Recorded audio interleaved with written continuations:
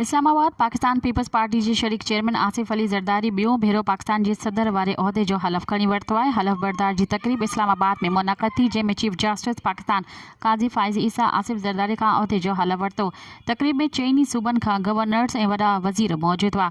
KPK जो वॾो वज़ीर अली अमीन गंडापुर तक़रीब में शिरक न थियो। तक़रीब में अॻूणे सदर डॉक्टर आरिफ अलवी, वज़ीर आज़म शहबाज शरीफ, मुस्लिम लीग नून जो अॻवान नवाज़ शरीफ, क़ौमी असम्बली जो स्पीकर अयाज सादिक, बिलावल भुट्टो, बख्तावर भुट्टो, आसिफा भुट्टो ज़रदारी शरीक थिया। उन खां अलावा army chief general Asim Munir ऐं chairman joint chief of staff committee general Sahir Shamshad Mirza बि तक़रीब में शिरकत कई। मज़ीद ख़बरनि ऐं तफ़सीलात लाइ विज़िट कयो असांजी वेबसाइट www.awamiNewsHD.com ऐं ॾिसंदा रहो अवामी न्यूज़ HD।